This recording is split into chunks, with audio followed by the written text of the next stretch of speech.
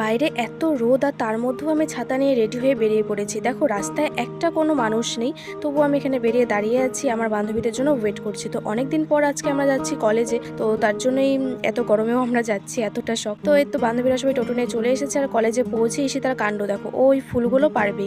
যদিও গাছের ডালটা অনেকটাই দূরে ছিল, কিন্তু তবু অবশেষে ফুলগুলো নিয়েছিল। আর মধু নিয়ে এসেছিল একটা কাঠগোলাপ, দেখো ফুলটা কত সুন্দর লাগছিল দেখতে। আর এই ফুল নিয়ে দেখো এদের অবস্থা, এখানে বসে ও পোজ দিয়ে দিয়ে ফটো তুলছে। তোমরা যে ফেসবুকে ফটোগুলো দেখতে পারো, সেগুলো এইভাবেই তোলে। তো দেখো তোমরা কীভাবে ফটো তুলছে।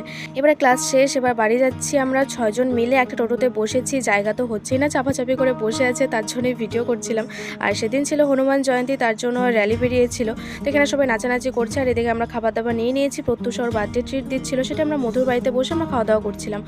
তো খাওয়া দাওয়া শেষ, এবার তো বাড়ি ফিরতে হবে। তো চলো আমরা এবার বাড়ি যাই। তোমাদের ভিডিওটা ভালো লাগলে অবশ্যই একটা লাইক করে দিও। Bye bye.